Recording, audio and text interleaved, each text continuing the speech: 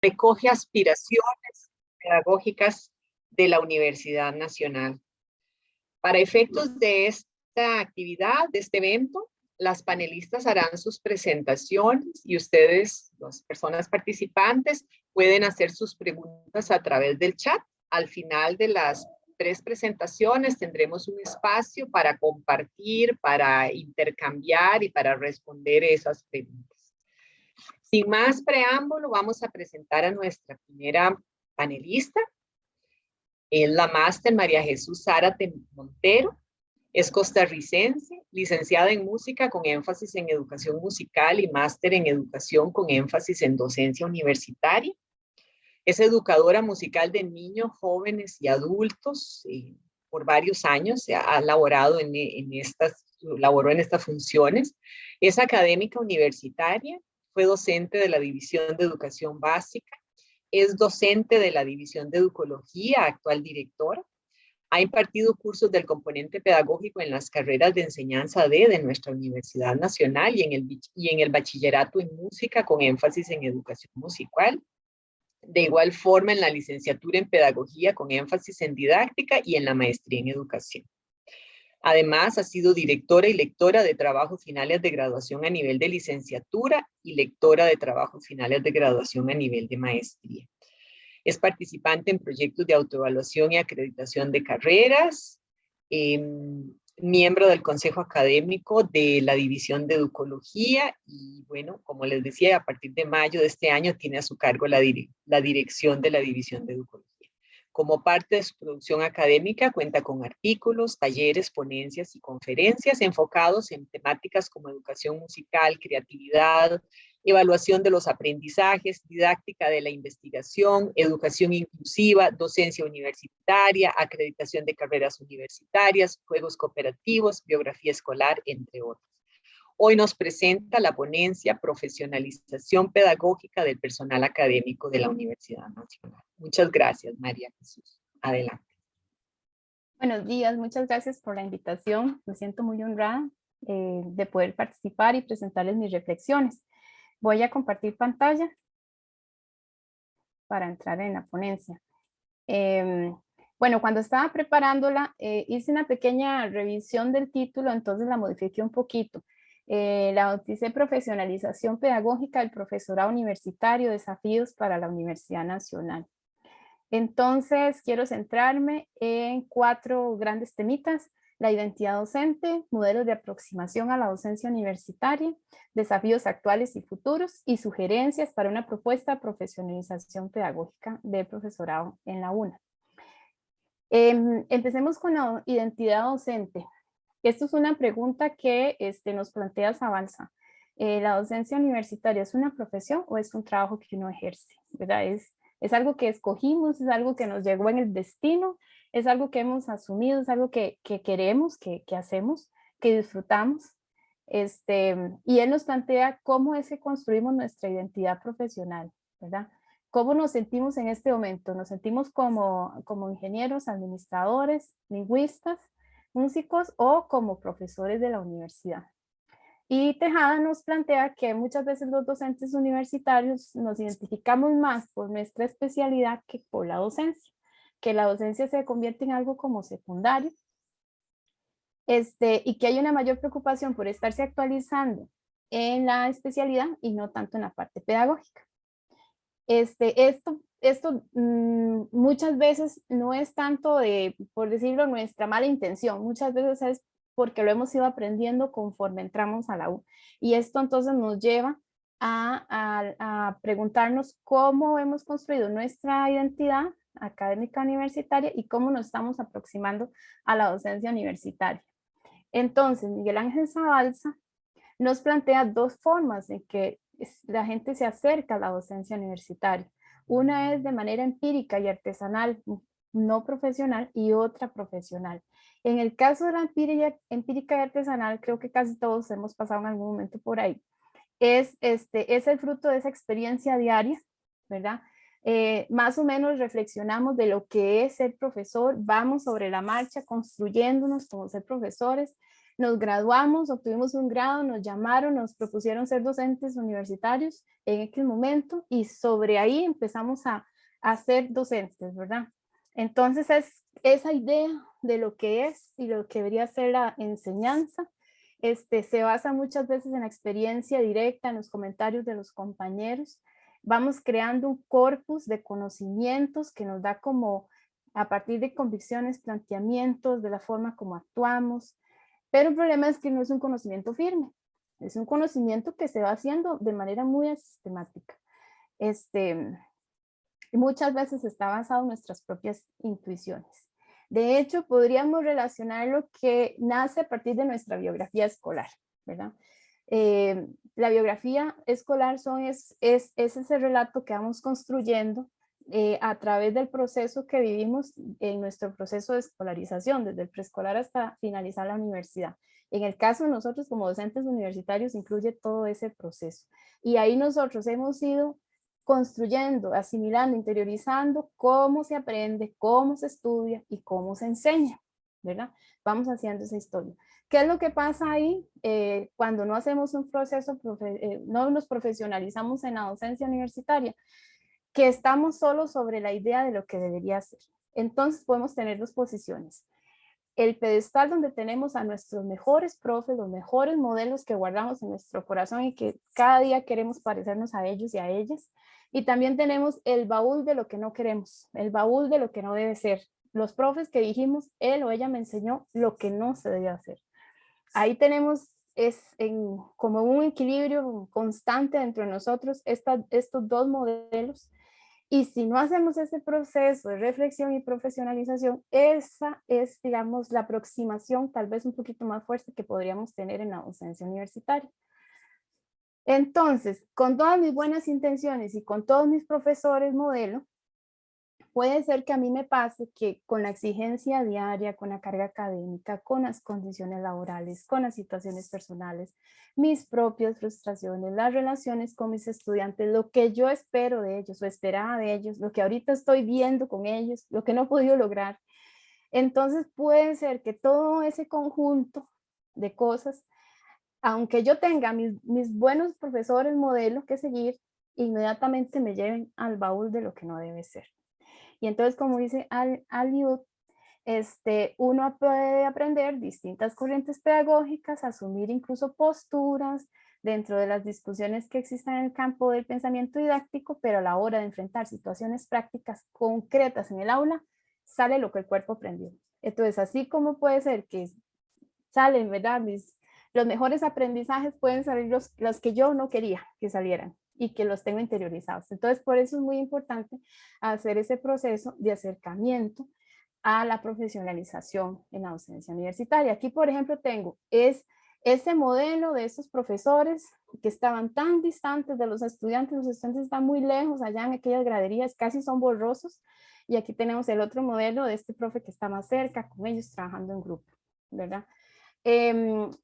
Voy a poner un ejemplo muy práctico. Hace 20 años yo empecé a estudiar en la universidad, entonces yo guardo en mi memoria el modelo de mis profes que me dieron clases hace 20 años. Si yo no hago un proceso sistemático de reflexión de mi práctica docente, de mi praxis, entonces yo puedo estar reproduciendo modelos de docentes de hace 20 años.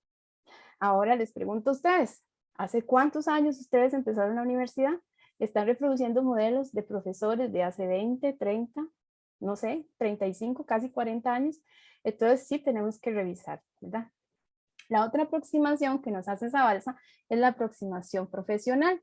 Entonces, en este caso, es un tipo de conocimiento que hace posible iniciativas de mejora, porque entonces aprendemos sobre qué hay que hacer y cómo hay que hacerlo, ¿verdad?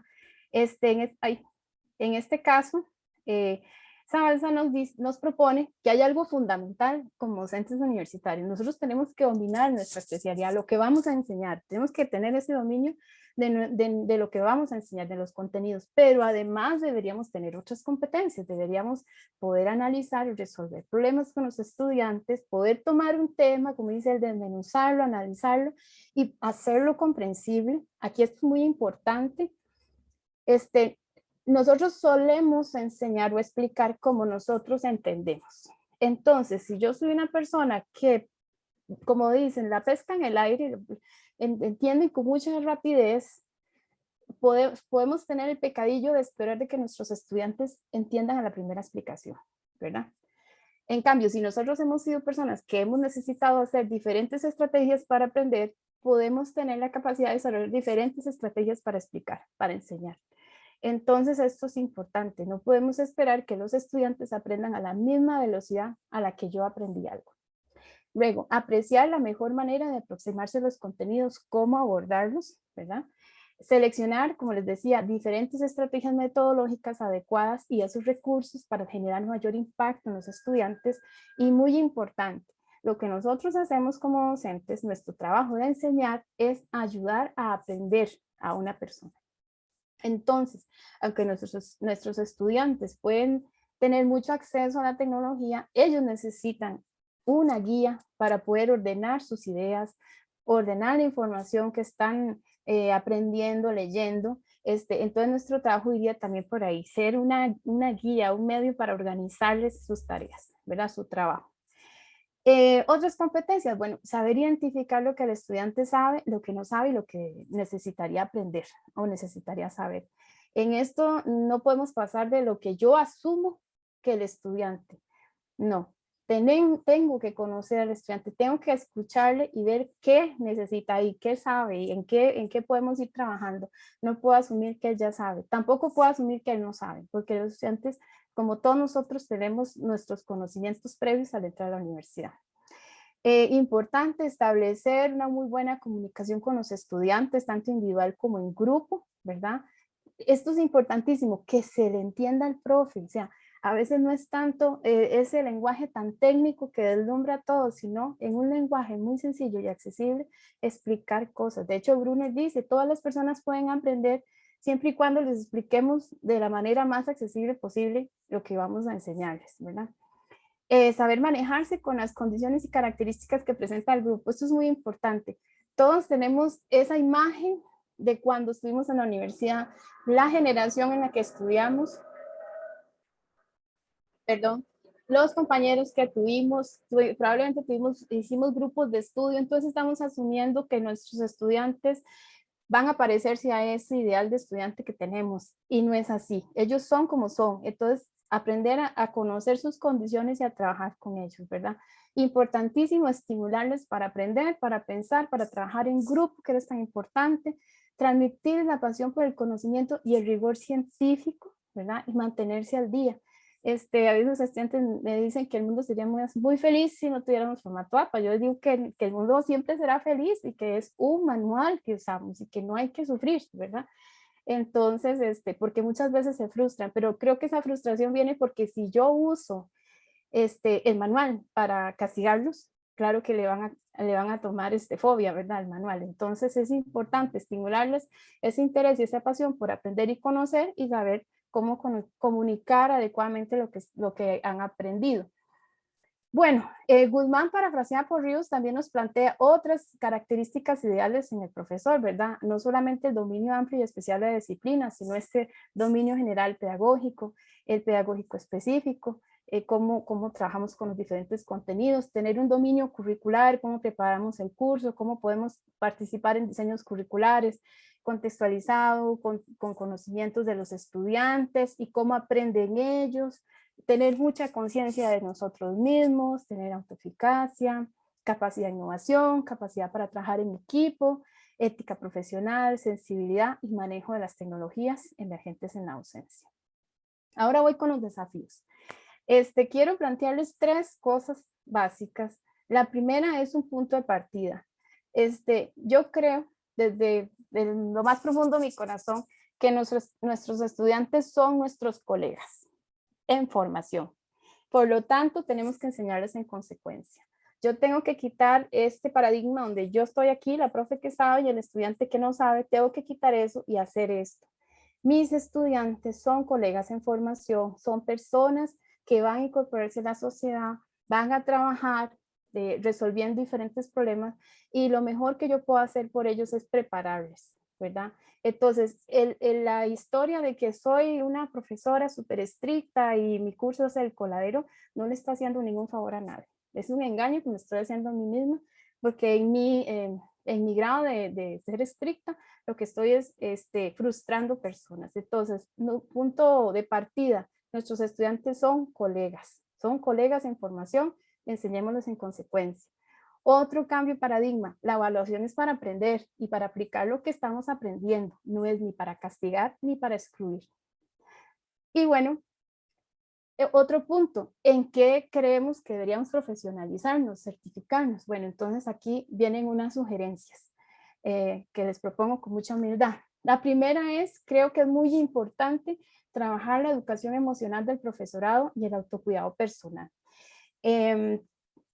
Pregúntense ustedes, los que son profesores más jóvenes, ¿verdad?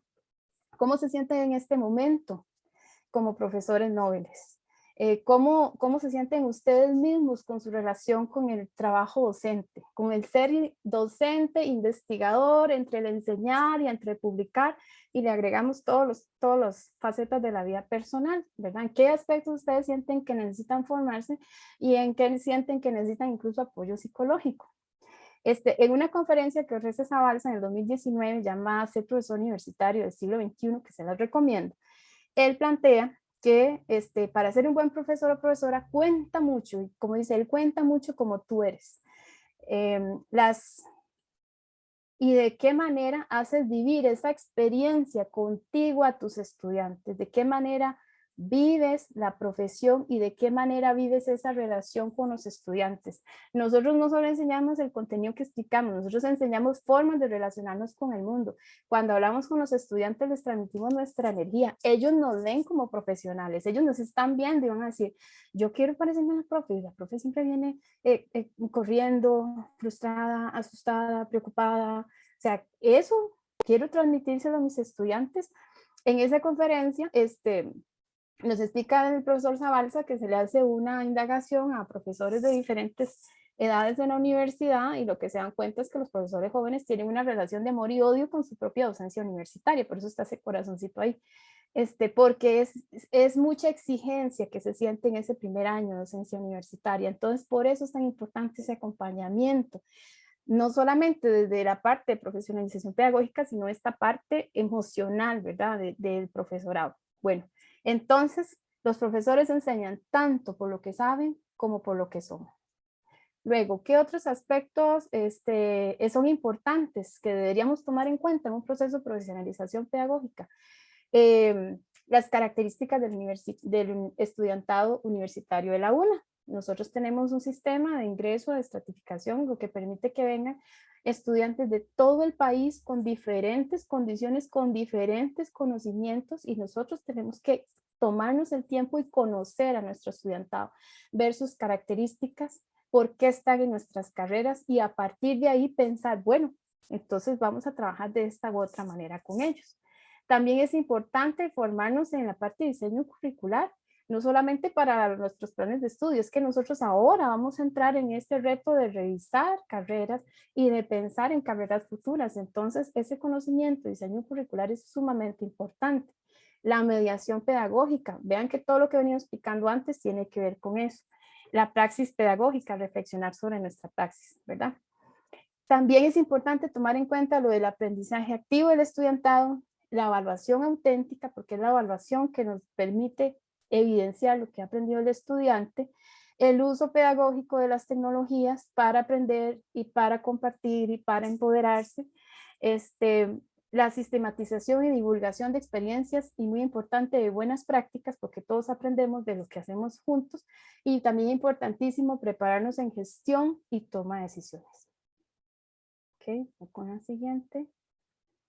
Ok, entonces cierro mi presentación con las sugerencias para la profesionalización pedagógica del profesorado de la UNA.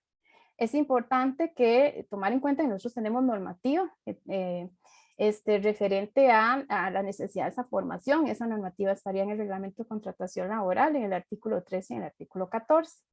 Luego tenemos el modelo pedagógico que también nos plantea entender cómo es esa pedagogía que hacemos como una disciplina que investiga, orienta, cualifica el desarrollo de la formación humana y valora ese sustrato discursivo y crítico de la educación, que nos permite juzgar la calidad, pertinencia y validez de su misión formativa en el caso de la UNA. ¿verdad? Entonces, en los puntos de la A a la J de este modelo universitario que tenemos, pues nos da una muy buena luz de esa formación profesional que tenemos que desarrollar los docentes también.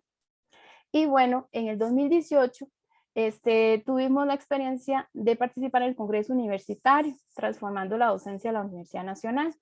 En ese momento nos propusieron a varios compañeros de la edición de Educología, a Laura Murillo, a Tita Arguez, a Gerardina Víquez, a Silvia Saborío, a Irán Barrantes y a mi persona, que participar con una ponencia. La ponencia fue la profesionalización pedagógica del personal académico de la UNA, y entonces concluimos sobre 6 o 7 aspectos importantes, ¿verdad? Es importante promover esta profesionalización pedagógica universitaria en todas las facultades y centros, de manera que cada persona que tenga a su cargo la docencia domine estos conocimientos básicos de la pedagogía universitaria. Pensar en rediseñar un perfil ocupacional del docente universitario, porque es que al tener ese perfil vamos también ayudando a la identidad docente.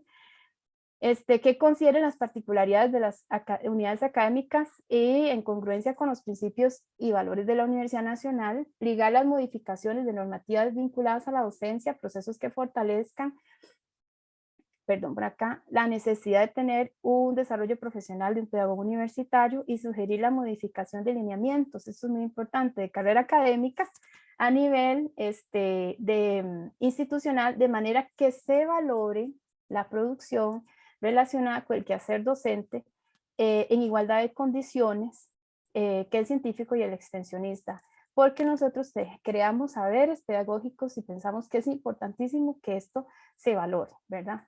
Sobre todo, digamos, en carrera académica. Luego, ofrecer al personal académico esa certificación de formación pedagógica para que tanto los académicos formados en enseñanza como los no formados puedan tener ese certificado de idoneidad que se estime compartir con el CIDI, con sus diferentes divisiones académicas, el desarrollo de esta certificación. Reconocer que la universidad cuenta con un centro especializado en educación, ¿verdad? Y con las divisiones que con muchísimo gusto podemos colaborar en este proceso de construcción. Y por último, y no menos importante, que de hecho es muy importante, gestionar con la Vicerrectoría de Docencia presupuesto, ¿verdad? Y recursos, porque es que también tenemos que pensar en ese detalle, ¿verdad? Importantísimo. En ese momento, 2018, prepandemia, pensamos en traer especialistas. Ahora ya vemos que podemos tener estos intercambios académicos usando la tecnología. Para concluir y recordar, la universidad cuenta con profesionales en pedagogía universitaria, quienes orientan los aprendizajes del estudiantado, los cuales reflexionan sobre sus prácticas, las sistematizan, la comparten y reaprenden de ella. Es primordial abrir estos espacios de diálogo para escuchar los saberes pedagógicos, formar equipos de trabajo, compartir y construir conocimientos pedagógicos. Pensar en ese plan de profesionalización mediante el diseño y implementación para que participe el profesorado en ese diseño e implementación, que se geste desde equipos pedagógicos. Eso es muy importante. Importantísimo, escuchar las experiencias, muy buenas prácticas, inquietudes y necesidades del profesorado. Esa voz tiene que escucharse. En cuanto a sus inquietudes sobre mediación, evaluación, salud emocional, uso de recursos, ¿verdad? Divulgación de sus saberes pedagógicos. Que se puedan implementar experiencias para apoyar el proceso de profesionalización. Entre esas, Ríos sugiere la sistematización de experiencia, las comunidades aprendientes, la pareja pedagógica. Finalmente, importantísimo en este proceso, escuchar la voz del estudiantado y de nuestros graduados. En los procesos de acreditación y autoevaluación, cuando nosotros preguntamos a los graduados qué cosas creen que hay que mejorar de sus planes de estudio, sus voces son importantísimas. Ellos son el pulso que nos dice por dónde va la carrera, y entonces es importante escucharles a ellos y tomar en cuenta sus propuestas. Entonces, muchísimas gracias. Esperamos que con este proceso tengamos docentes universitarios más felices. Muchas gracias. Muchas gracias, María Jesús, por su disertación, por sus recomendaciones, por sus reflexiones. Inmediatamente le damos la palabra presentamos y le damos la palabra a la profesora Norma Placi. Ella es argentina, profesora en Ciencias de la Educación, magíster en Educación Universitaria y doctoranda en la Facultad de Humanidades y Artes de la Universidad Nacional del Rosario. Es especialista en evaluación universitaria y en administración y gestión escolar, entre otras especialidades y diplomaturas. Es profesor en carreras de grado y posgrado, tanto en la Universidad de Concepción del Uruguay, Regional Rosario, como en la Universidad Nacional de Rosario.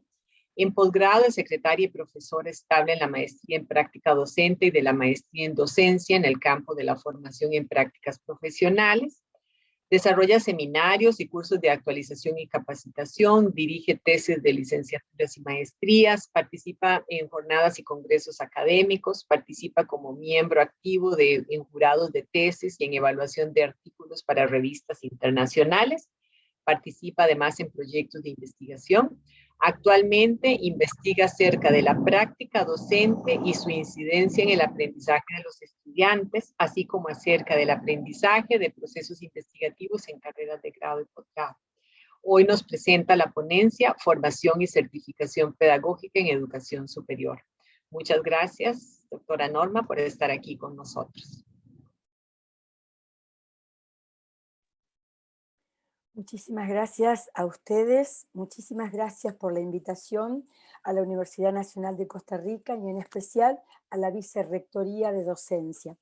Quiero decirles que a pesar de esta voz que hoy me acompaña muy mal, que la he estado cuidando para esta ponencia, para este trabajo, pero bueno, se resiste a ser la voz que corresponde. Con lo poco que tengo, con la poca voz que tengo, voy a tratar de presentar lo que he preparado porque creo que merece una conversación amena con ustedes sobre esta temática que realmente, como marcó María, es apasionante, nos mueve creo que a todos los que estamos aquí, la pasión por enseñar, la pasión por aprender, la pasión por formar profesionales y sobre todo profesionales docentes. Es un orgullo realmente representar a mi facultad, la Facultad de Humanidades y Artes, y a la Universidad Nacional de Rosario. Quiero contarles que muchas de las ideas que voy a poner a consideración no son todas obras de mi particular cabeza, sino del grupo con el que trabajo. Yo pertenezco a un grupo de estudio, a un grupo de investigación, a un grupo de práctica docente y que, bueno, que como grupo o como comunidad somos un grupo de aprendientes para poder enseñar de la mejor manera posible y de ayudar a otros a formarse. Bueno, mi ponencia de hoy va a tener como 3 ejes. Quiero compartir pantalla para no dilapidar los tiempos y centrarme en lo que corresponde. Espero que la computadora no se resista a lo que tiene que resistirse, a lo que no tiene que resistirse, digo. Parece que se resiste, a ver.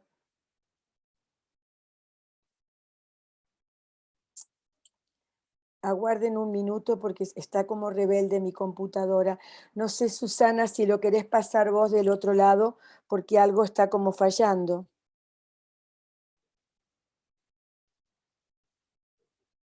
Gracias, muy amable. Bien. La primera diapositiva, que si querés ponerla, por favor, que refiere a una imagen, me parece muy sugestiva. La siguiente, por favor. La imagen que me parece sugestiva es esta que yo planteo. Ningún viento, a ver si la podés poner, por favor. Ay, no la estamos viendo. Un momentito, ya a ver si yo puedo hacerlo. Gracias, Susana. Lo que salió también al principio no sale bien ahora. Aguardás un minuto a ver si yo puedo hacerlo desde la mía, que va a ser más importante. A ver.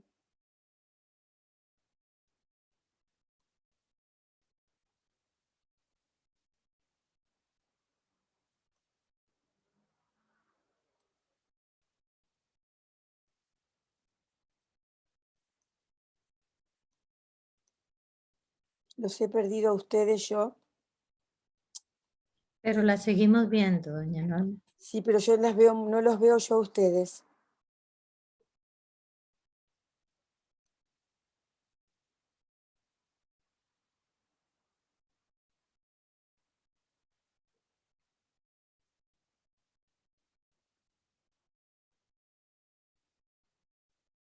No los estoy pudiendo ver yo a ustedes. Ya nos puede ver. No, no los puedo ver de ningún modo. Vamos a ver, como usted usa Apple, puede dar la tecla comando y tab y buscar el zoom para ver si la ubica. A ver, sí, yo no, es que el Zoom lo tengo abierto perfectamente, pero yo no los puedo ver a ustedes. Me parece que voy a tener que salir y volver a entrar. Vamos a ver, si gusta, le puedo intentar compartir. Ya Susana me pasó la presentación. Podemos hacer otro Sí, no, intento. pero no, es que no puedo yo verlos a ustedes. No puedo flexibilizar la pantalla, no sé por qué. De acuerdo.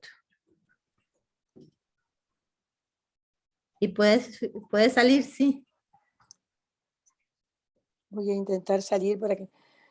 Bueno, me altera de tal manera que no... Si gusta. Ok. Creo que ya salió.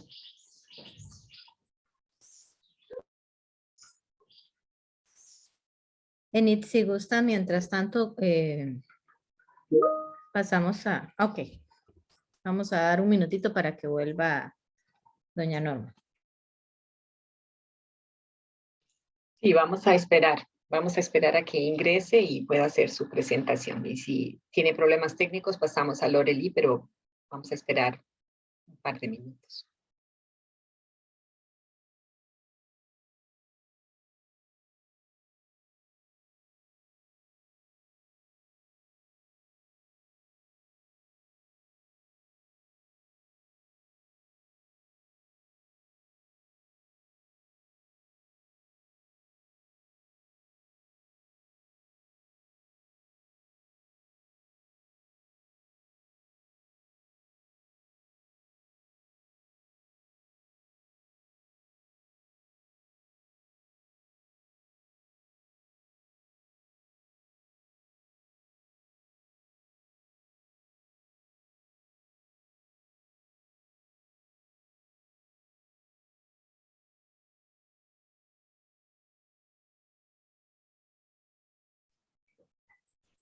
Doña Norma, veo que ya reingresó, ya le convertí en coanfitrión para que pueda prender de nuevo cámara y micrófono.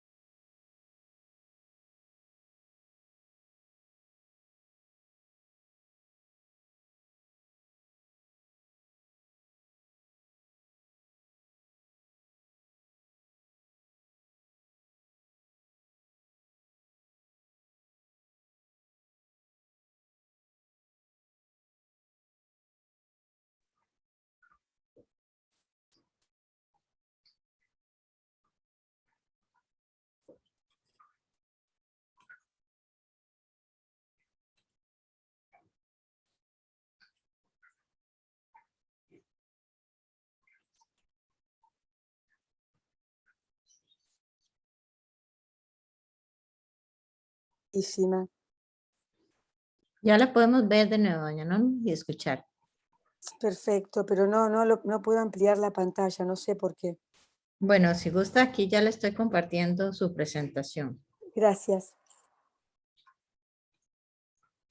Pero no, es que no, se me ha achicado la pantalla y no puedo de ningún modo ampliarla. Me desespera.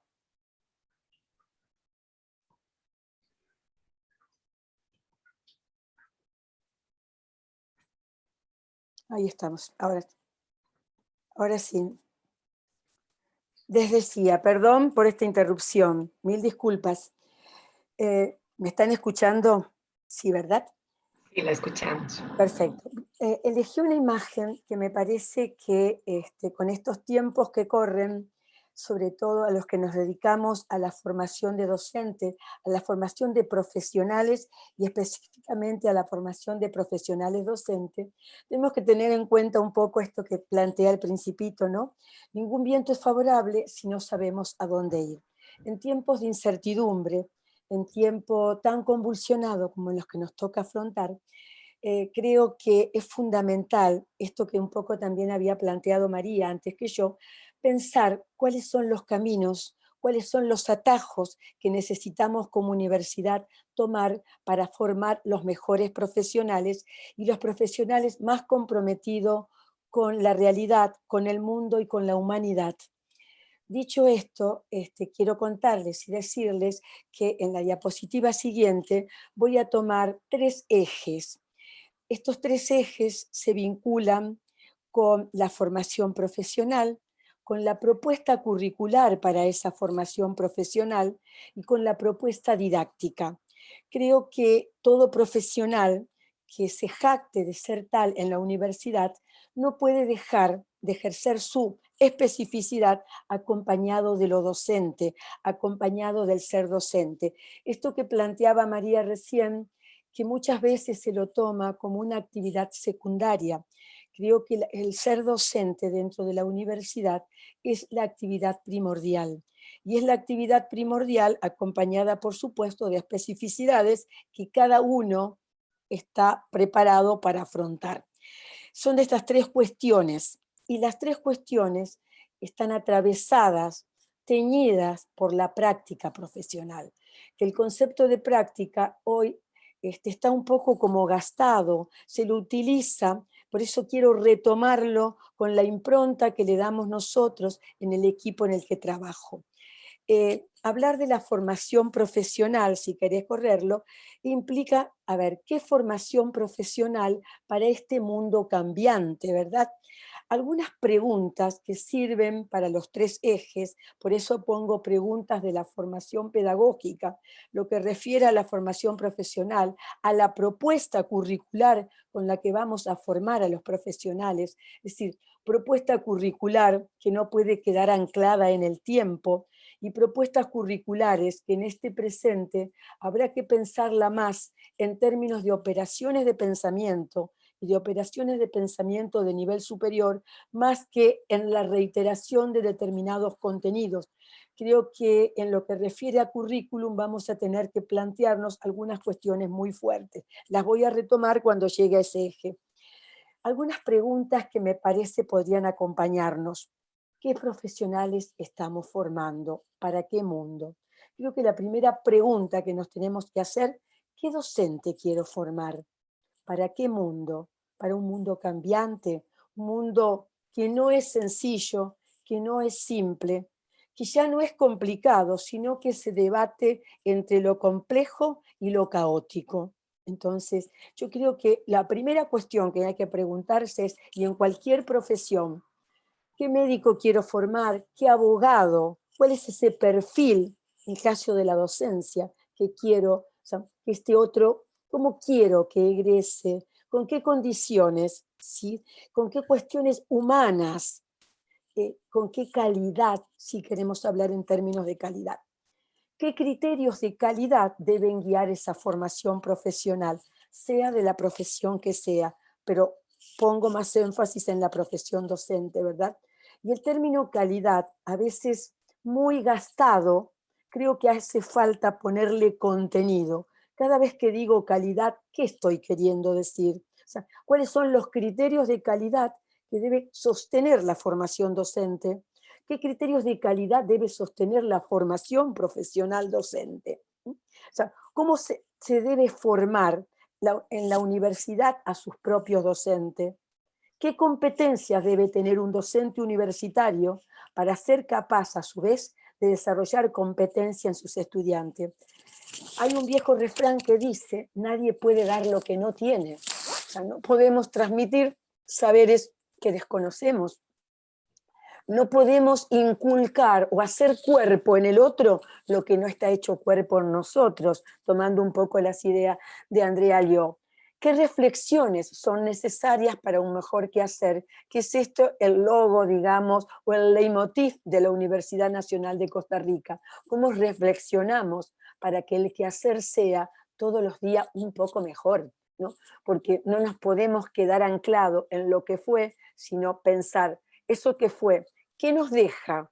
¿Qué nos pasa en este presente? Y cómo avisoramos algunas líneas para el más adelante, para el futuro. Vamos con la que sigue, por favor. Concepto de práctica, elegí 2 autores de todos los que manejo, o los que manejamos en el grupo. Uno es el de Tien Wenger, porque también planteo con mucha fuerza que se trata de la construcción de la identidad. El peso de la identidad docente, cómo la construimos y cómo me ve el otro en esta construcción. Para Tien Wenger, el concepto de práctica connota hacer algo, pero no simplemente hacer ese algo por sí mismo, o sea, porque hay que hacerlo.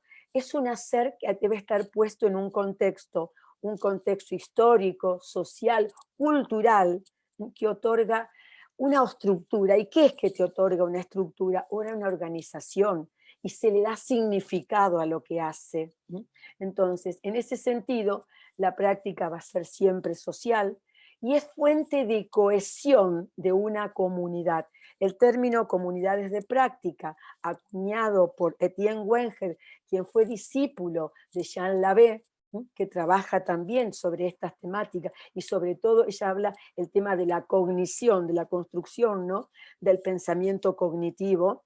Entonces, esto es muy fuerte de trabajar en comunidad. Si nosotros nos ponemos a pensar desde el sentido común, ¿cómo se identifica la comunidad docente? ¿Con qué características? ¿Con qué especialidad? ¿Con qué cuestiones la vinculamos? Como pasa con cualquier otra comunidad. Por eso la necesidad de trabajar con otros, de estar, de compartir. No es un trabajo el nuestro que se haga en soledad. No podemos formar profesionales en soledad. Es imposible pensarlo.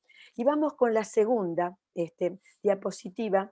Yo tomé, entre tantas que hablan sobre la práctica docente, una que ya tiene muchos años, pero varios años, digamos, bien de la década de los 90, acuñada por Ángel Pérez Gómez en el libro Comprender y transformar la enseñanza, que tiene escrito junto con Jimeno Sacristán.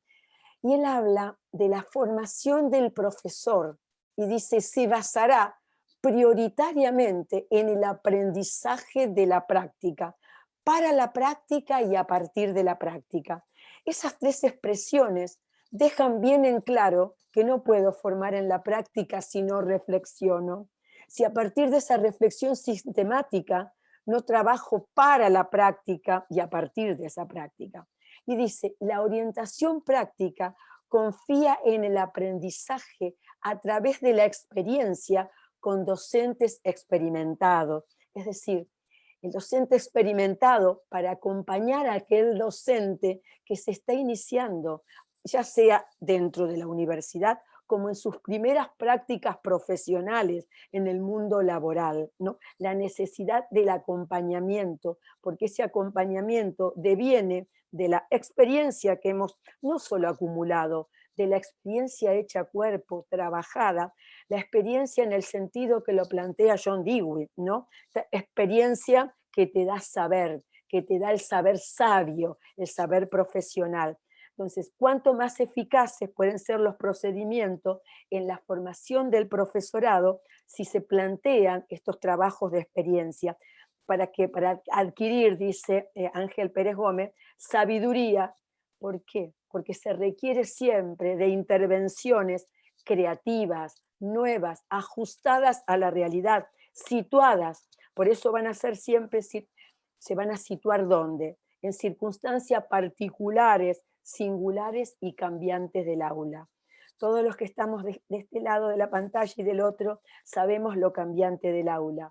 Por eso, ¿cómo se puede afrontar un aula sin tener formación pedagógica? Es a veces, desde mi lugar es imposible de pensarlo. Yo no podría afrontar ninguna otra profesión para la que no estoy preparada, no he estudiado, no tengo los saberes específicos. Y creo que la docencia merece exactamente lo mismo, sobre todo la práctica docente, que es mucho más que el desempeño, ¿no? Hay una vuelta de tuerca mucho más importante.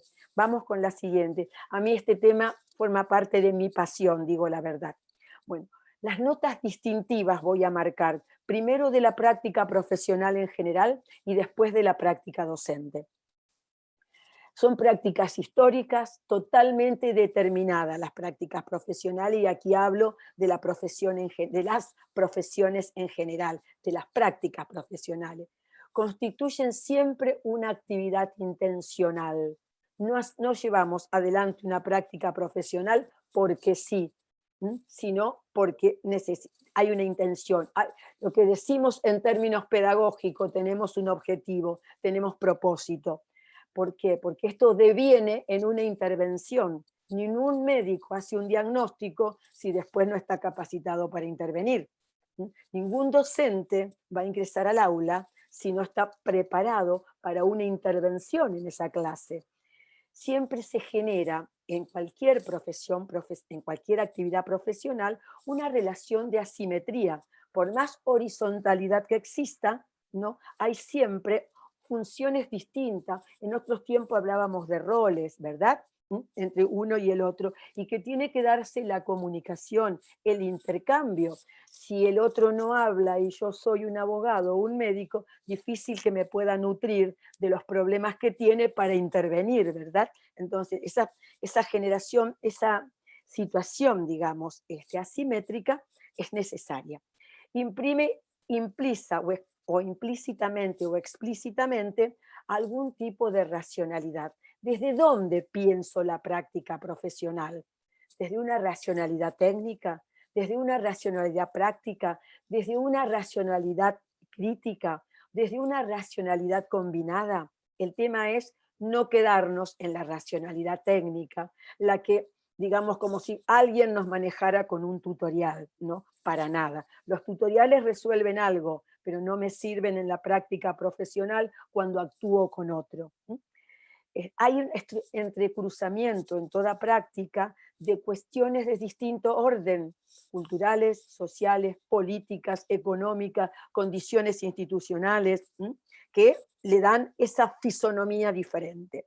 Deben estar sostenidas en procesos interactivos, múltiples, en discursos académicos. Por más que que la asimetría no sea rígida, uno tiene que dirigirse al otro para que lo entienda, pero siempre conservando lo académico, hasta la postura académica, digamos. Y se tiene que dar en procesos interactivos múltiples. Pensemos que sin diálogo, sin esa dialogicidad de la que habla Paulo Freire, no existe la práctica profesional. Es una práctica cualquiera, si se quiere, pero no tiene sentido, no cobra la dimensión de la pasión que tiene que cobrar. Toma forma de una propuesta siempre singular que excede lo individual. Cada práctica profesional, claro, está llevada adelante por un individuo. Cuando uno la pone en juego, toma singularidades según el contexto, según la situación.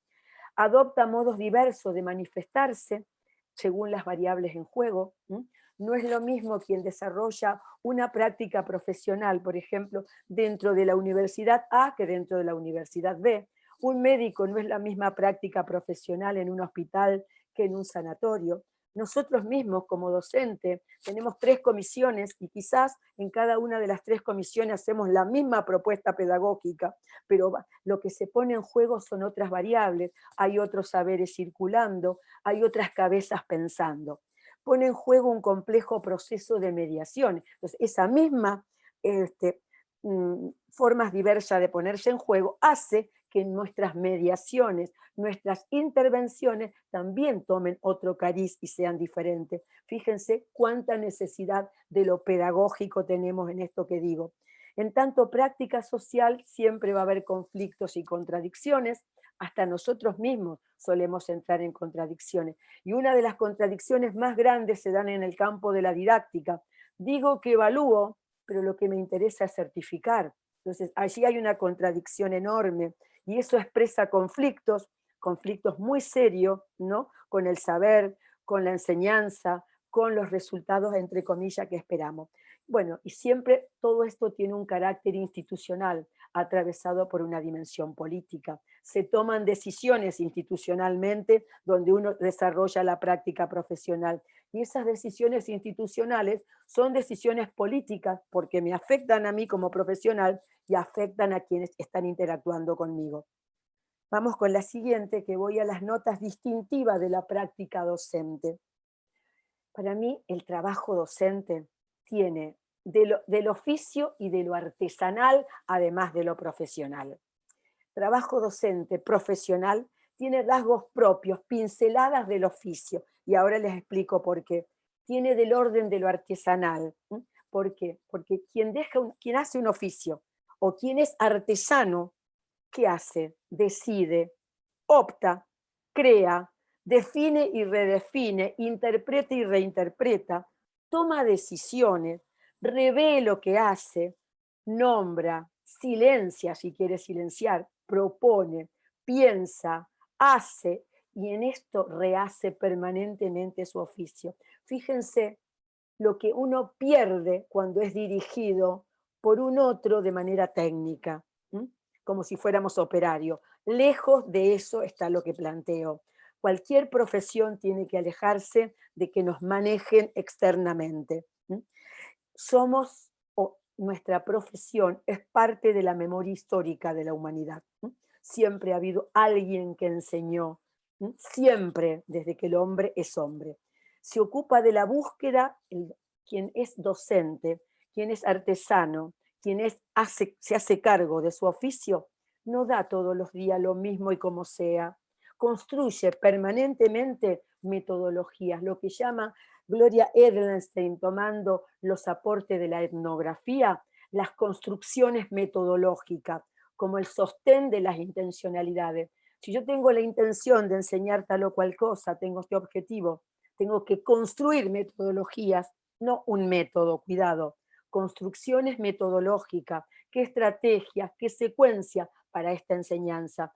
Cuestión que quizás no todos los profesionales están en condiciones de hacer. Por eso la fortaleza y la importancia de la formación pedagógica didáctica.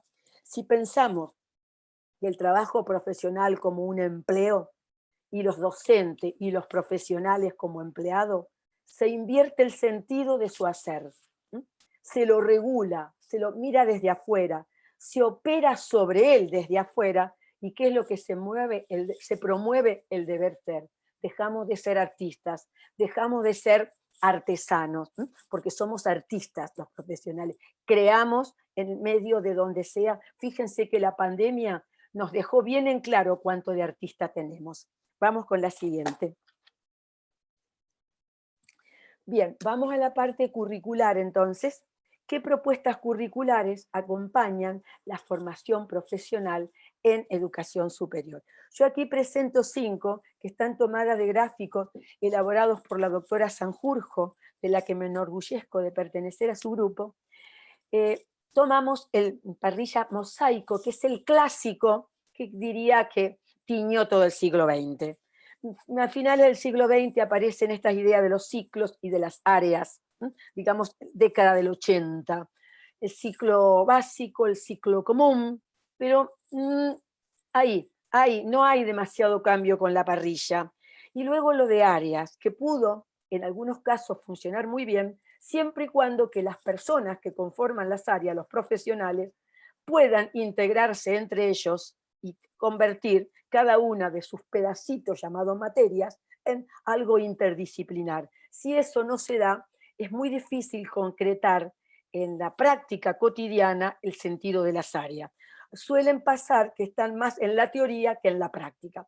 Luego, la otra forma de organizar, que es muy interesante, es por campos, y aquí me refiero al campo de la formación general, al campo de la formación específica y al campo de las prácticas, que puede desarrollarse a través de trayectos.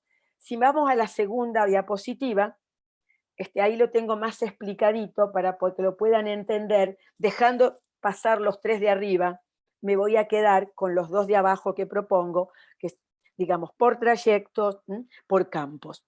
Entonces, una alternativa posible es combinar los campos o áreas y los trayectos. Si no quiero pensar en campo, quiero pensar las áreas, yo acá lo pongo como campos porque es en el que más me desenvuelvo.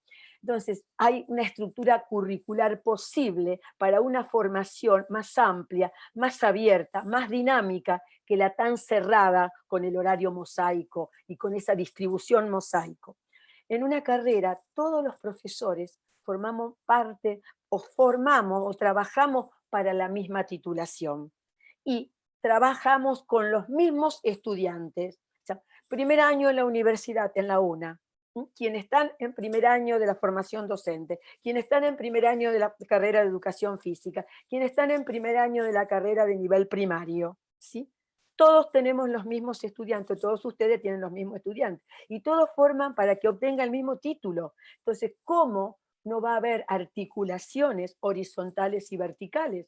Porque esto atañe a la formación de este profesional docente. Entonces, un modo es pensar, fíjense que la flecha que tengo hacia abajo son trayectos. Quiere decir que yo puedo combinar en el área o en el campo de la formación específica distintos trayectos. Y lo mismo puedo hacer en el área en el campo o área de la formación general. Y por supuesto, en lo que sería el trayecto de la práctica. El trayecto de la práctica tiene que empezar desde ese primer año, por supuesto, con algunos recorridos mínimos, con algunos trabajos sobre qué es una institución educativa, cómo la pensamos, para que el estudiante no se quede con eso que solo trae de su biografía escolar. Piensen ustedes lo siguiente, es la única profesión que se vuelve cuando uno egresa con el título al lugar de donde salió. No le pasa al médico, no le pasa al contador, no le pasa al veterinario, nos pasa a los docentes. Salimos de una escuela y volvemos a la escuela a retrabajar, o a las instituciones educativas, si no quiero decir escuela, o a la universidad. Salimos de allí y volvemos para ejercer la docencia allí.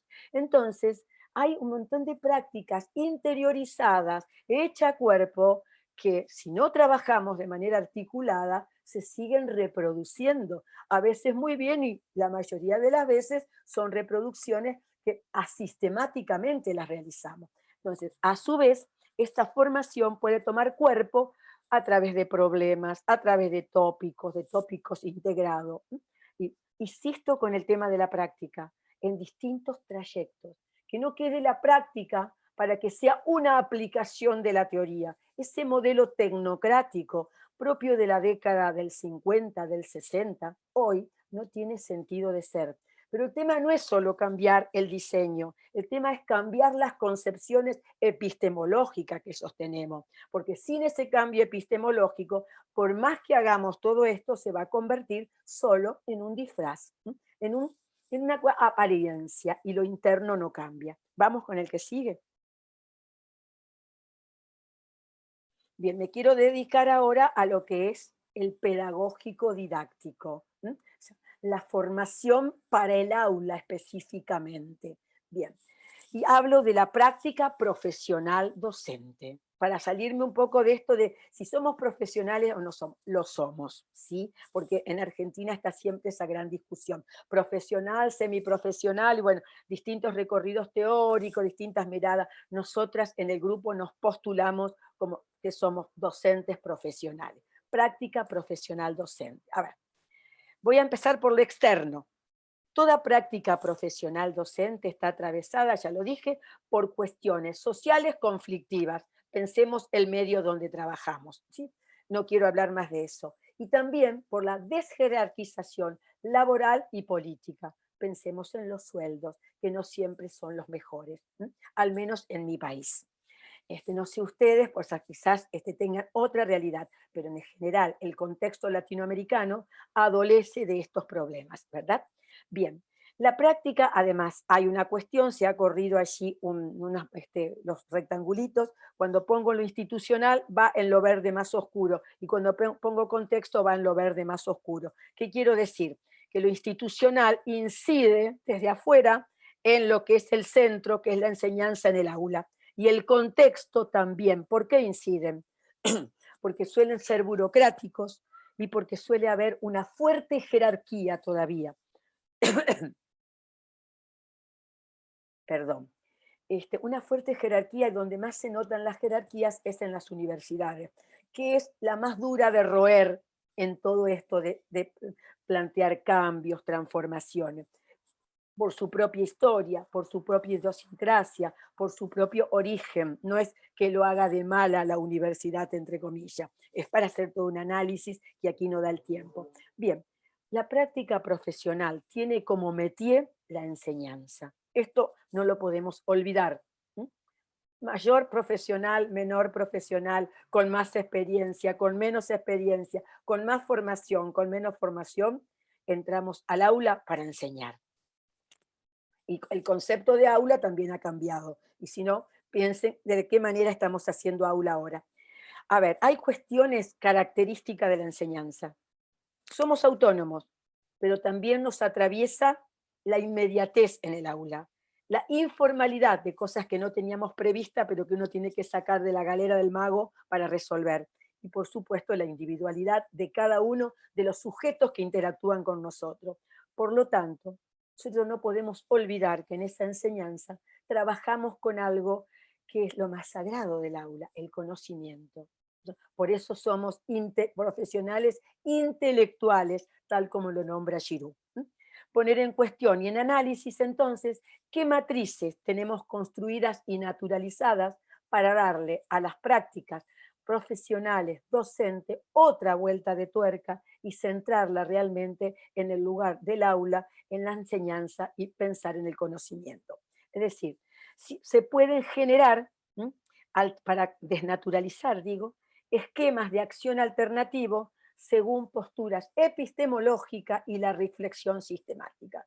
No vamos a obtener cambio si no hay reflexión sistemática y si no hay una postura epistemológica un tanto definida, porque se dice mucho, pero muchas veces se hace algo distinto a lo que decimos. Vamos por la siguiente, por favor. Bien, vuelvo otra vez sobre las prácticas de enseñanza, redefinir la profesionalidad, qué docente queremos formar, tener en cuenta la diversidad y la masividad. Esto de la masividad está bastante resuelto a lo mejor con las tecnologías.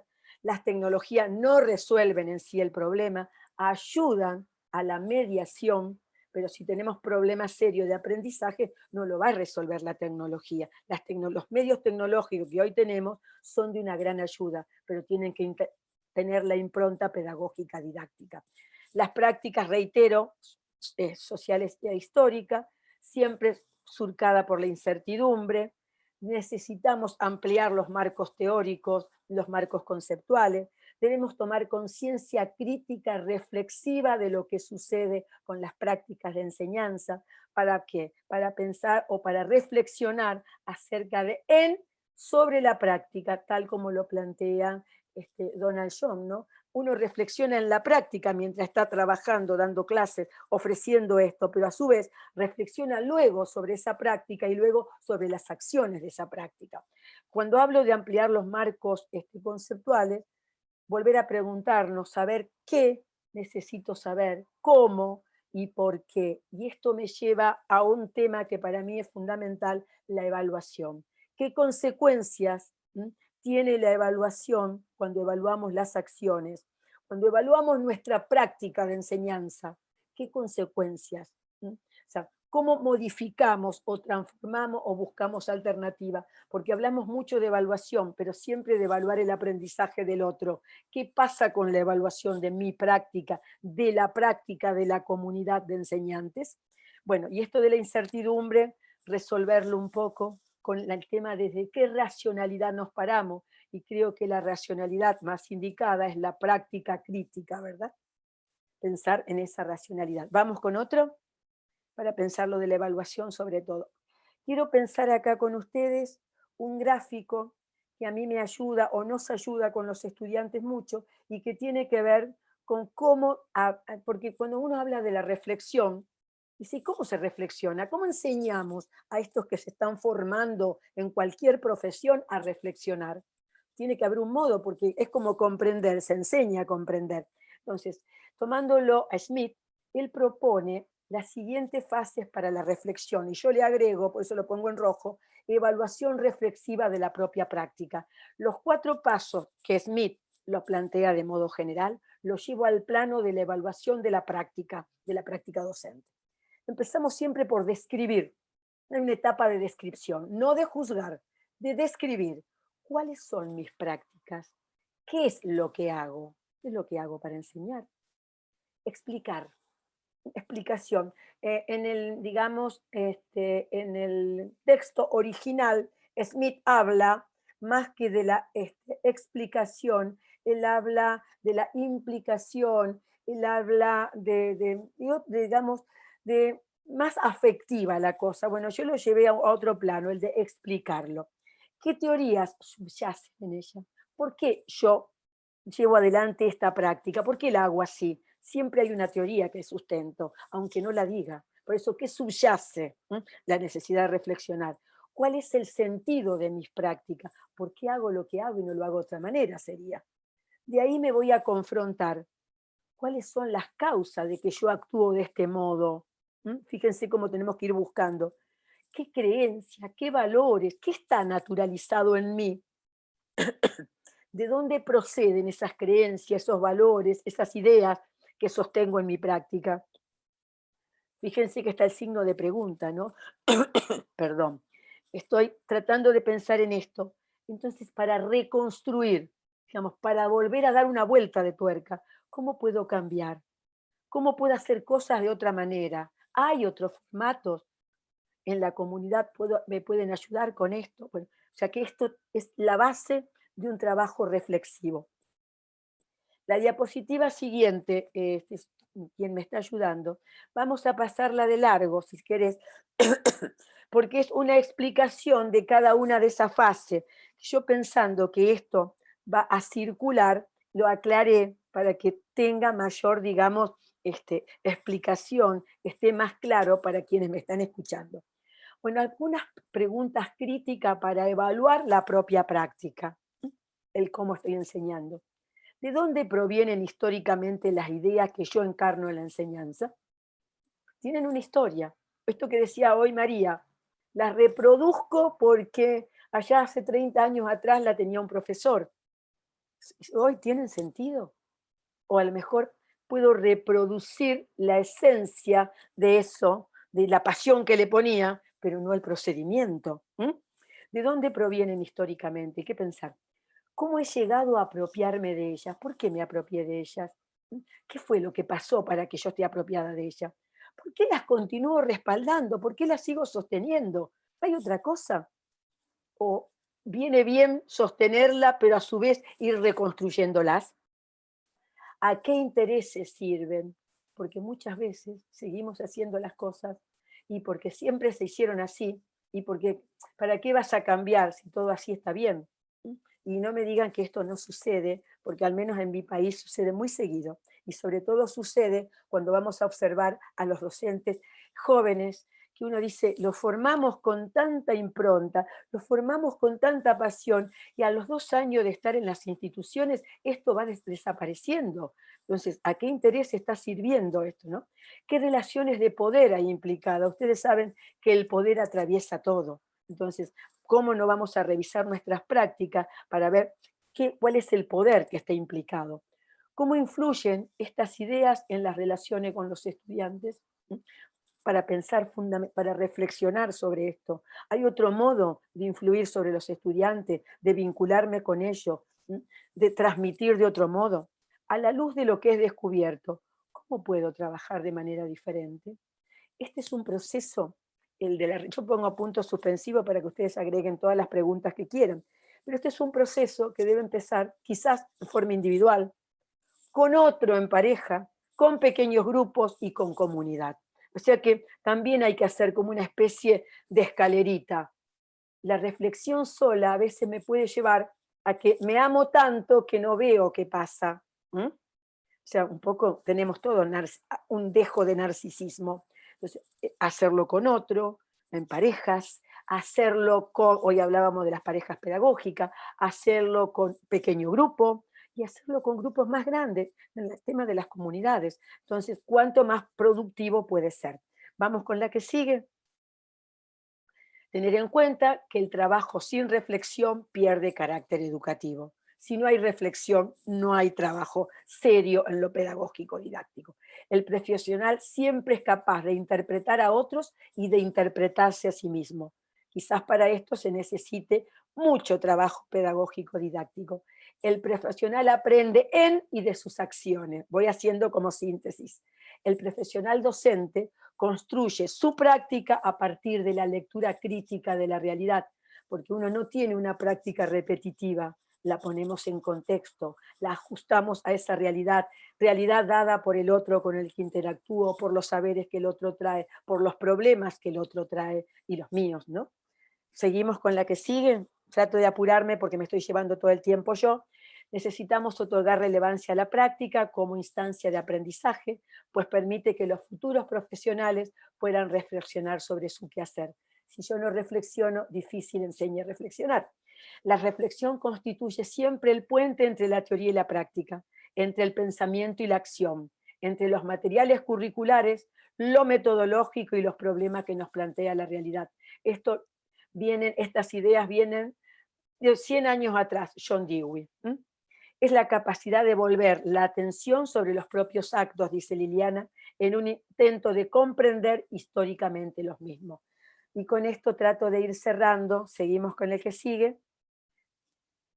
El proceso de aprender a enseñar es complejo y requiere múltiples y variadas oportunidades de aprendizaje en contextos flexibles que faciliten el desarrollo de una adecuada identidad profesional. Y dejo una pregunta. ¿Podemos ser profesionales en una universidad sin formación pedagógica didáctica, sin llevar adelante procesos reflexivos sistemáticos que me ayuden a mirar qué está pasando conmigo y qué está pasando alrededor? Creo que los tiempos están señalando la necesidad de trabajar con otros y de trabajar reflexivamente. Muchísimas gracias por la atención. Vamos por la última, que dice gracias. Ha sido un placer estar y vuelvo a pedir disculpa por la interrupción, por el mal manejo de las tecnologías, si se quiere, y por esta difonía. Muchas gracias, doctora Norma Placy, por la presentación, por esta amplia, por compartir estas reflexiones que nos ayudan y nos ponen en una posición de reflexionemos sobre nuestra práctica docente y reflexionemos sobre nuestra profesión como docentes en la Universidad Nacional. Muchísimas gracias. Vamos inmediatamente a darle la palabra a la doctora Lorelí Padilla. Ella es mexicana, licenciada en Ciencias de la Educación y máster en Educación y Gestión del Conocimiento por el ITESO, Universidad Jesuita de Guadalajara. Es doctora en Ciencias de la Educación por la Universidad de Granada. Ha colaborado como asesora de docentes universitarios para el uso de las tecnologías de la información y la comunicación y en proyectos de gestión del conocimiento sobre el aprendizaje en red. La tesis doctoral exploró la competencia digital docente del profesorado universitario en México y España, con especial interés en los cambios de dicha competencia en la trayectoria docente y desde un enfoque biográfico narrativo. Actualmente labora en Conecta 13, un spin-off de la Universidad de Granada, en proyectos de formación y competencia digital educativa, como técnica de apoyo en investigación y apoyo a programas formativos. Profesora colaboradora del Máster en Educación y Tecnologías de la Información y la Comunicación de la Universidad Abierta de Cataluña. Y nos presentará la ponencia Sugerencias para la certificación de la competencia digital docente del profesorado universitario. Muchísimas gracias, Lorelí, por estar con nosotros. Gracias. Tarde para usted. Gracias a ustedes, Zenit, gracias a la Vicerrectoría de Docencia de la Universidad Nacional de Costa Rica por la invitación a participar en esta mesa redonda y gracias también a las y los docentes que nos acompañan esta tarde. Pues bueno, a mí me han invitado a hablar, ¿no?, un poco sobre cómo podríamos imaginar un proceso de certificación de la competencia digital docente. Así que, si están de acuerdo, comparto mi pantalla para comenzar pues, a compartirles algunas ideas al respecto, ¿no? Quizá una pregunta breve para iniciar. ¿Qué tal vuestra competencia digital docente? dirían que se encuentra en un punto básico, inicial de fundamentos, en un punto intermedio, en algún área específica o experiencia más fuerte que en otra. Están aprendiendo algo nuevo ahora, metodológico, técnico, más para el desarrollo profesional, donde la tecnología, la red, les sirve de ayuda. Se identificarán en un nivel avanzado, capaz de ayudar a otros profesores, a otras profesoras. Y bueno, también decirles que la forma de acercarnos a la competencia digital docente pues está muy enmarcada, al menos desde nuestra perspectiva en Conecta 13, desde el trabajo que he hecho en la tesis doctoral, desde conceptos y fundamentos que nos han compartido tanto María Jesús como Norma. La identidad docente, la mirada pedagógico-didáctica como un eje rector, la necesidad de reflexionar sobre este mundo digital, ¿no? Y esta tendencia de la digitalización en la educación y las oportunidades que nos brindan pues, para nuestra docencia, para nuestro desarrollo profesional continuo, para fortalecer los vínculos con la universidad. Muy bien, pues vamos avanzando. Estas serán las preguntas ejes sobre las que rondará mi breve intervención. Yo también estoy con un poquillo con la garganta y la voz cambiada, así como el colega Norma. Entonces vamos a por ello. Quizá una primera pregunta tendría que ser, ¿para qué queremos certificar esta competencia del profesional docente? A raíz de la crisis por el COVID y del tránsito por emergencia a una docencia en línea, la educación digital ha cobrado gran protagonismo. Seguramente vosotros, vosotras, algunos tenían experiencia en educación a distancia, en línea, mixta, otros no, para unos fueron más nuevas ciertas cuestiones. Representó también un reto enorme para familias, para instituciones educativas, ¿no? Poniéndose de manifiesto el tema de la brecha digital sobre la mesa. Sin duda fue una oportunidad, una experiencia que desafía esta competencia profesional, nos ha puesto en marcha, ¿no? Hemos aprendido ciertas cosas, también hemos aprendido de los errores y bueno, hay muchas universidades y también a nivel de profesorado de educación básica que se plantean cómo acreditar, cómo diagnosticar ese nivel de competencia digital de su profesorado e impulsarlo a la mejora. Entonces tenemos cuestionarios sobre competencia digital docente, este es un instrumento clave y por allí han tirado algunos, pero no nos basta con saber que un buen número de profesores tienen un nivel A2 de competencia digital. ¿Qué significa esto? ¿Cómo podrían mejorarlo, ¿no? Entonces vamos un paso más allá en esa reflexión a la que nos invitaba Norma o en ese sentido de bienestar del que hablaba María Jesús. Por lo tanto, ¿qué propósitos buscamos con esta certificación? Que mejore la educación que ofrecemos a partir de esta competencia profesional, que se fortalezca la calidad a partir de esta herramienta o recurso de aprendizaje y de ejercicio profesional en el alumnado. Queremos promover la formación y el desarrollo profesional docente.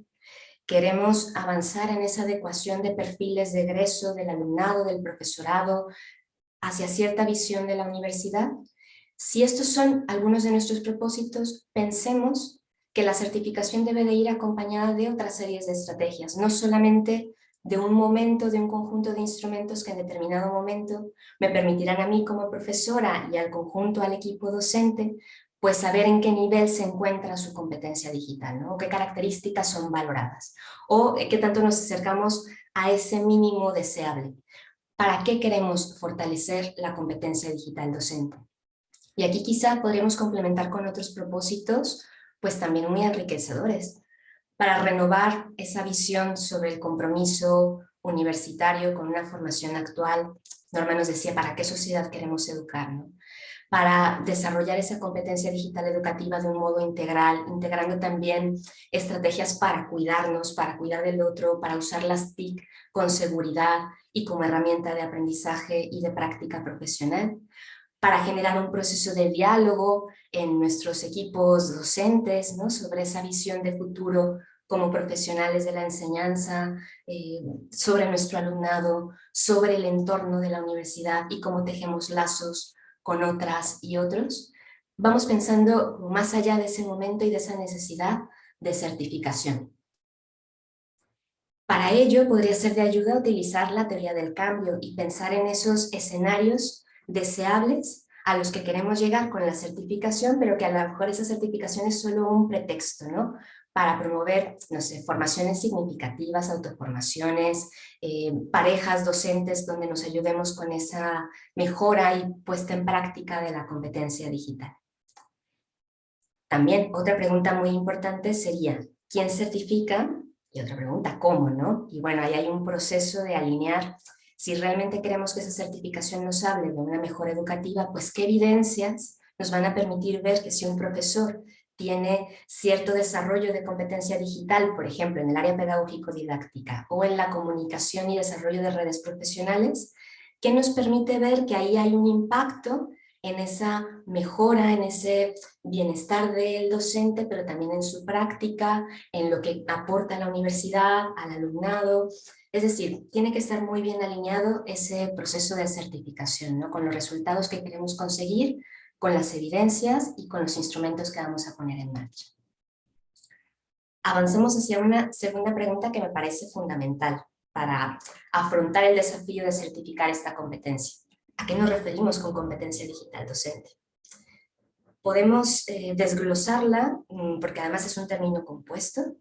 Hay muchísimas definiciones de competencia digital docente y yo creo que todos y todas podemos estar de acuerdo en que no es el mero uso de tecnologías, sino ese conjunto de conocimientos, habilidades, actitudes en contexto para aprovechar las TIC de una manera crítica, responsable, creativa, ¿no? Desarrollando diferentes tipos de alfabetizaciones, como puede ser la mediática o la propia digital, ¿no? Y también con un proceso de reflexión detrás. Sabemos también que estamos hablando de una competencia, entonces certificar una competencia implica de alguna manera hacerla visible, hacerla tangible, porque las competencias pues las ponemos en juego en la práctica, ¿no? Haciendo frente a desafíos. Son evidentes a través de desempeños o de ciertos productos.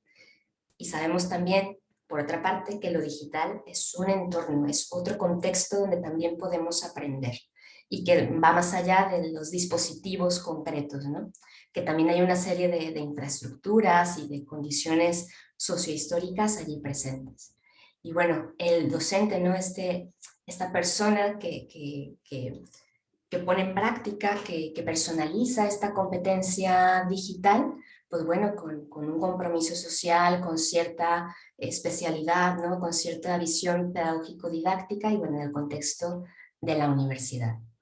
Estas son algunas pinceladas que me parecen clave para avanzar en delimitar el significado de la competencia digital. Entonces, si la Universidad Nacional quiere acreditar esta competencia, tendrá que plantearse un marco mínimo de, bueno, ¿a qué nos estamos refiriendo con ella, ¿no?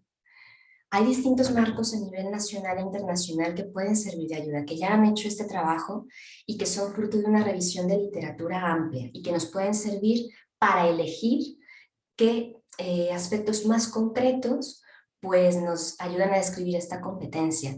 El primero de ellos es el marco de la competencia digital del educador del Joint Research Center de la Comisión Europea y tiene estas 6 áreas competenciales que a su vez se desglosan en otras competencias.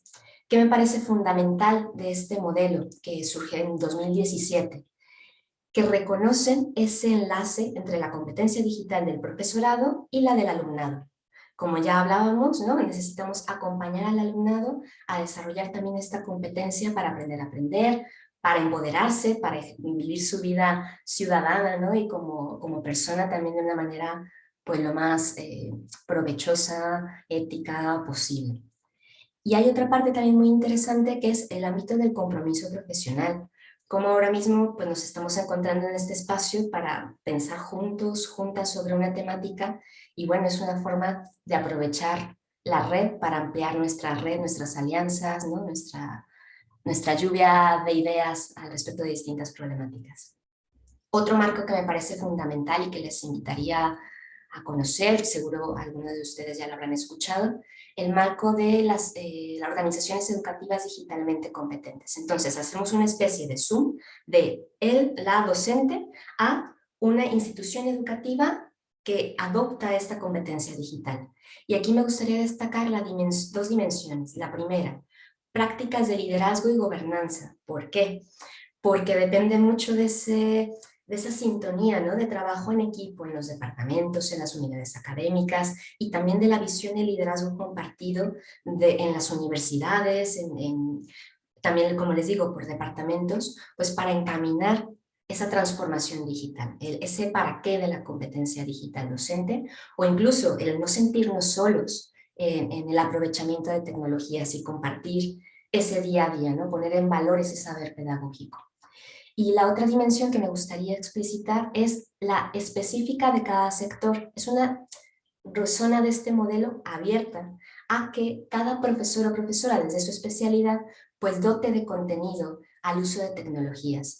Entonces no es lo mismo hablar de sistemas de evaluación del rendimiento deportivo en carreras de educación física, por ejemplo, a la formación de futuros docentes o en el ámbito del turismo, donde también lo digital está cobrando una relevancia muy importante, ¿no?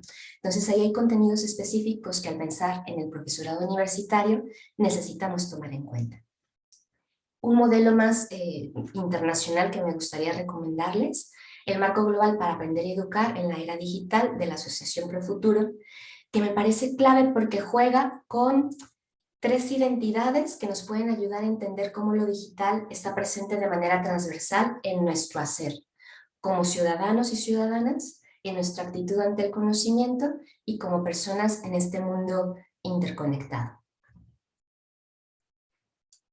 Pensando ya concretamente en el profesorado universitario, en la tesis estuvimos charlando con profesores y profesoras acerca de sus experiencias de vida, aquellos momentos más significativos para desarrollar su competencia digital. ¿Y qué imagen se dibujó de esta competencia en el perfil del profesorado universitario? Bueno, que tenemos las funciones de la docencia, la pedagógico-didáctica y la de comunicación y colaboración en el centro de esta identidad docente, pero luego se abría otra dimensión de funciones como la investigación, la transferencia de conocimiento y la relación con el entorno, el uso responsable de tecnologías, la seguridad, el bienestar. Es decir, se ven otras dimensiones menos presentes en el discurso, pero también muy importantes y que son parte del perfil del profesorado universitario. Destacar también que la gestión educativa, es decir, todo lo que conlleva captura de notas, actualización de perfil en sistemas universitarios, gestión de plataformas, también forma parte de esa competencia digital y poco se suele reconocer en procesos de acreditación formales. Y vaya que lleva su tiempo trabajar con los distintos sistemas, o algo, en este caso el profesorado se quejaba un poco de la burocracia, ¿no?, presente en el hacer docente en estas distintas plataformas con distintos propósitos. En breve, para mí, este esquema podría ser un inicio en ese concretar la competencia digital docente del profesorado universitario, sabiendo que hay, y para cada profesor, ¿no?, serán áreas con distinto peso, con distinto nivel de importancia o de presencia en su hacer, pero que todas están allí de alguna manera en ese perfil del profesorado, que están interrelacionadas además con otras competencias y con la mirada epistemológica o con ese sentido de cuidado emocional de sí y de otros de los que ya hablaban las compañeras de la mesa. Finalmente, voy avanzando con sugerencias más concretas para pensar en un proceso de certificación. Apostaría por que tuviésemos una perspectiva amplia, que no se resuelve a través de un solo instrumento como un cuestionario que nos va a llevar a saber de una vez y por todas el nivel de competencia digital docente. Debe ser un proceso lo suficientemente claro, eficaz, pero también justo y abierto a que esta competencia es dinámica y ahora puede estar aquí, pero dentro del próximo curso escolar pues podemos embarcarnos en un proyecto de innovación donde nuestro alumnado va a crear contenidos digitales y puede haber un movimiento en esa competencia digital, ¿no? O queremos diseñar una nueva asignatura curricular en modalidad mixta y allí también va a haber un impacto en la competencia digital del profesorado. Entonces yo recomendaría que fuese una mirada cuantitativa, cualitativa, que hubiese un proceso de recogida de evidencias y de autorreflexión, de conversación con los docentes, que se nutra de diferentes fuentes de evidencias y bueno, lo que ya les decía, ¿no?, que se considere que esta competencia se enmarca en un desarrollo profesional más amplio y en un contexto institucional que ya la influye de por sí, ¿no? Y que puede apoyarla. Brevemente, por ejemplo, compartirles de la tesis. Los profesores nos fueron narrando esa historia, esos relatos de vida, ¿no? En esa trayectoria de evolución de su competencia digital. Y, por ejemplo, pues nos hablaban de esos antecedentes, ¿no? De uso de TIC en la docencia como experiencias primeras que para ellos marcaron un sentido importante de cómo querían aprovechar las TIC. Y allí está presente el tema de la identidad que hablaba María Jesús. Luego es cierto que comienzan a centrarse en generar contenidos, ¿no? Para las asignaturas, que es una necesidad pues fundamental. Trabajar este tipo de presentaciones pues es parte de nuestro día a día. Pero los profesores no se quedaron aquí, sino que siguieron adelante explorando otros recursos, otros proyectos de manera incipiente, ensayo y error. Por ejemplo, una docente que diseñó la primera asignatura mixta en el área de ingenierías en la universidad. Entonces van ampliando poco a poco ese repertorio de herramientas y estrategias. Y quizás muchos de vosotras y vosotros se encuentran allí y bueno, pues puede ser un buen momento para reconocerlo. Entonces esta certificación debe de reconocer esos logros y esos distintos momentos en un proceso que es valioso. Y luego había un cuarto nivel en el que ya esas experiencias pues avanzaban en complejidad, se convertían en proyectos cada vez más consolidados. Por ejemplo, un profesor con un perfil digital muy activo en distintas redes sociales y que sabía aprovechar muy bien para involucrar a diferentes colectivos y compañeros y compañeras de la universidad en diferentes proyectos. Entonces, eso es parte también de la competencia digital docente y a veces es muy difícil detectar con un solo instrumento, pues por ejemplo, si hay un profesor o profesora que está haciendo una labor estupenda con apoyo de tecnologías en relanzar plataformas de innovación ciudadana o investigar sobre educación y tecnologías a partir de sus propias prácticas. Entonces, esta mirada holística para certificar la competencia digital docente, pues ojalá que considere también estas manifestaciones, ¿no? De esta competencia, que se salen un poco de la mera categoría uso pedagógico didáctico, pero que también tiene que ver con ello, ¿no? Avanzando. Finalmente, yo les diría, cuando esté listo el proceso diseñado, ¿no? Vamos a hacer un prototipo, vamos a probarlo y vamos a escuchar al profesorado y que nos diga cómo fue su experiencia en esta certificación y si les parece que ese resultado de la certificación es congruente con su perspectiva, ¿no? Y a lo mejor la de otros de su competencia digital.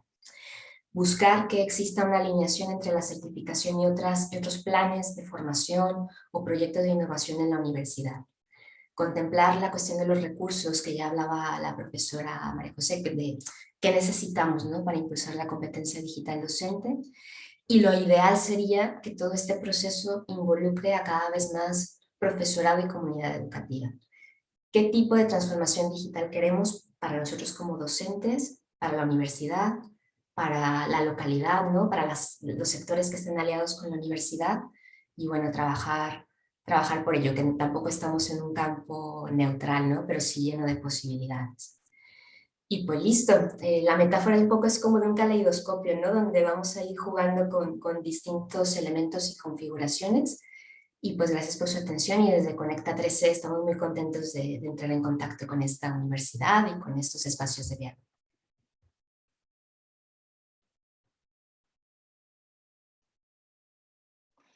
Muchas gracias, Lorelí Padilla, por su presentación y por compartir resultados de su investigación y el acercamiento que usted ha logrado y ha hecho respecto a la certificación digital de las competencias digitales docentes. Complementa muy bien las reflexiones que nos habían compartido María Jesús y la doctora Norma Placy respecto a nuestra función, nuestro papel, nuestra responsabilidad como docentes universitarios y la importancia de la reflexión de nuestra práctica docente. Creo que se ha enfatizado en las tres presentaciones el tema de la identidad docente, de la identidad como personas docentes universitarias.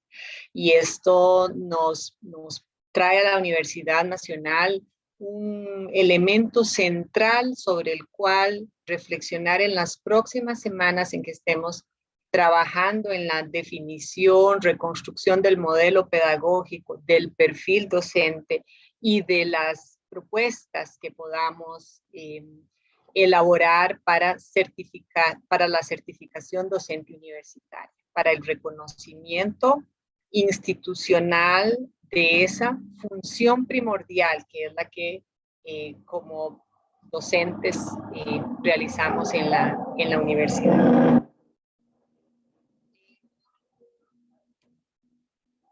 El elemento de las competencias digitales en la actualidad es un elemento central que debemos agregar a esas competencias pedagógicas, a esas reflexiones de la práctica pedagógica y a la certificación pedagógica.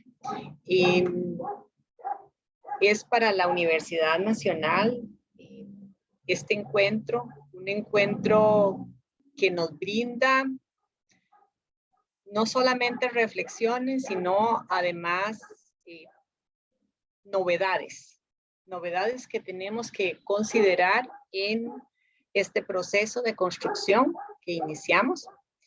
Y nosotros, bueno, queríamos abrir este espacio también para que las personas participantes puedan hacer preguntas. No tenemos preguntas en el chat, tenemos una pregunta general para las 3 personas panelistas y nosotros hemos encontrado en estas presentaciones, ustedes nos hacen un llamado a reflexionar en lo que hacemos y por qué lo hacemos. Nosotros queremos preguntarles cómo podemos desde la Vicerrectoría de Docencia incentivar esa reflexión sobre nuestras propias prácticas. ¿Cuáles son esos impulsos, esas recomendaciones que ustedes nos harían adicionales a lo que nos han presentado para motivar esta reflexión institucional?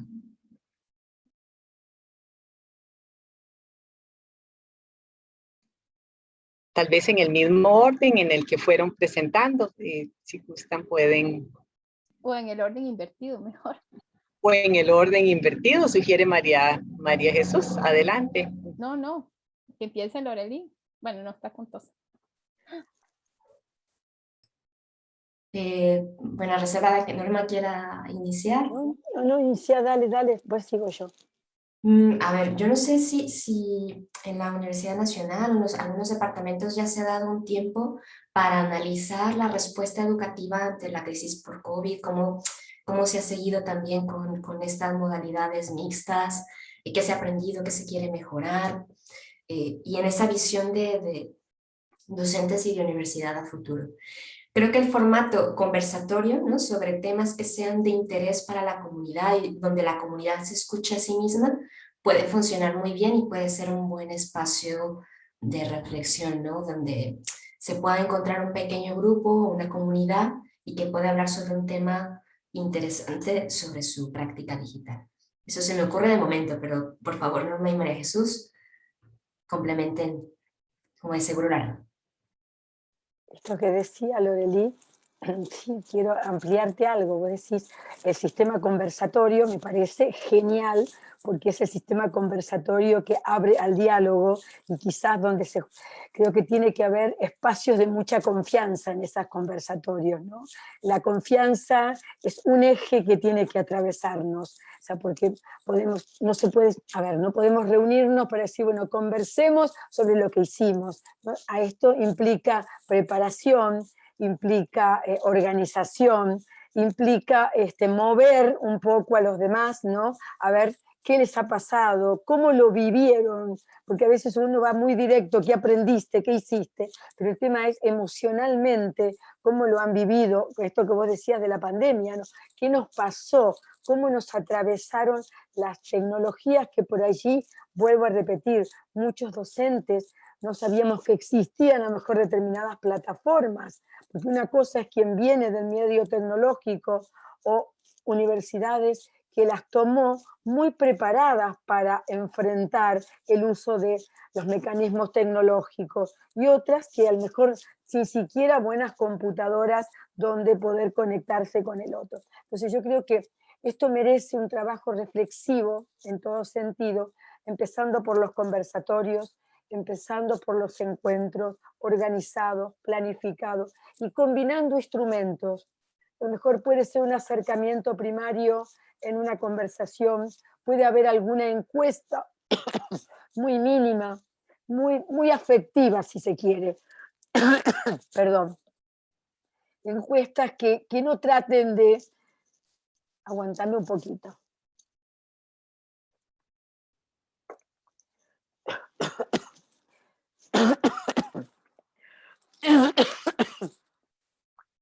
Decía, encuestas que no recuperen lo que saben, sino encuestas que recuperen las dudas, las incertidumbres, los miedos. Por allí empezar a reflexionar, ¿no? O qué se está pensando para un futuro profesional en cuanto al uso de las tecnologías, en cuanto a la formación pedagógica, cómo se está viendo, qué está pasando en este presente y cómo lo avisoramos, ¿no? Me parece que por ahí puede andar, pero no quedarse en un solo instrumento. Combinar, dar tiempos, porque también hay que jugar con los tiempos. Te doy la palabra, María Jesús, porque yo estoy tremenda. Muchas gracias a Lorely y a Norma. Bueno, retomando la propuesta de ellas, que ellas hablan de la idea de un conversatorio y de un grupo, ¿verdad? Una comunidad, y que yo creo, como decía doña Norma, lo de las comunidades de práctica y las comunidades aprendientes, de ahí nosotros tuvimos varios profesores, tuvimos la oportunidad de tener el curso de capacitación de metodologías activas. Entonces fuimos una comunidad como de 300 profesores. No podríamos hacer un conversatorio con 300 porque sería inmanejable, pero podríamos formar tal vez subgrupos de trabajo, ¿verdad? Combinar, no sé, diferentes escuelas o diferentes facultades, y escucharnos, porque ya hemos sido una generación que pasó estos cursos, que generamos un producto, que reflexionamos. Entonces yo creo que ahí podríamos, un primer paso, escucharnos a este grupo, invitar también compañeros que tal vez no estuvieran, pero yo creo que yo aprovecharía esa experiencia, pero lo haría así, digamos, como compartiendo, por ejemplo, edición de educología con escuela de administración o educación básica, discusión de educación básica con enseñanza de la matemática, ¿verdad? Porque si los quedamos solo como por facultades, nos perdemos ese intercambio. Entonces sería como entre distintas escuelas, sería también muy interesante. Eso podría ser como un buen paso y me parece muy buena la idea también de tener dos instrumentos, porque cuando conversamos somos más, explicamos más, somos más espontáneos. Cuando contestamos, reflexionamos un poquito más y nuestros aportes tal vez son un poco más concisos. Entonces la parte escrita también es muy valiosa. Entonces podría también ser eso. Muchas gracias a las tres. También pues aquí en la audiencia tenemos muchas personas que han estado en estos otros espacios de capacitación, de reflexión sobre la práctica docente, sobre metodologías para el aprendizaje activo y como bien lo decía María Jesús, forman parte de una comunidad que empieza, de una red institucional que comienza a cuestionarse, a preguntarse, a querer saber más sobre pedagogía, porque tenemos un grupo amplio de personas acá cuya formación central, fundamental es en biología, en química, en agronomía, en sociología, y ahí entramos en ese gran debate de ¿a qué le doy peso? Y hoy nos han puesto a reflexionar sobre el papel fundamental que tiene el docente universitario en la formación de profesionales y por qué ese facilitar aprendizajes, ese promover aprendizajes, tenemos que hacerlo con el rigor de la profesión docente, con el rigor, con el cariño, con el aprecio, con el entusiasmo del ser docente universitario. De manera que podamos ir generando también ese orgullo por nuestra profesión docente, no solamente por mi profesión como química, como investigadora en química, sino también en mi rol de docente universitaria, en mi rol de persona que facilita aprendizajes para la formación de profesionales con una visión de mundo particular, que es la que la Universidad Nacional busca promover. Creo que esa reflexión ha permeado el conversatorio hoy, ha permeado las presentaciones que ustedes han hecho, y las cuales agradecemos muchísimo. Serán un insumo súper valioso para la construcción colectiva con el grupo de participantes que están acá, de la construcción de ese proceso para certificar las competencias digitales del profesorado universitario de la Universidad Nacional. Les agradecemos mucho a las 3 panelistas, también agradecemos la participación de todos quienes están acá.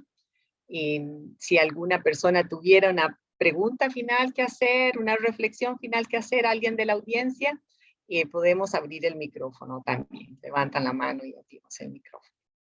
Y si no, agradecemos a todos y a todas la presencia y vamos a seguir compartiendo otros espacios de reflexión. Y muchísimas gracias a Lorelí, doña Norma, María Jesús, por haber compartido con nosotros sus ideas, sus experiencias y por dejarnos con muchas inquietudes, con muchas preguntas y con muchas ganas de seguir en este proceso reflexivo.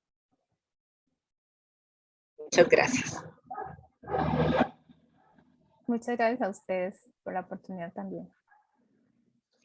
Muchísimas gracias por el espacio y vuelvo a pedir disculpas.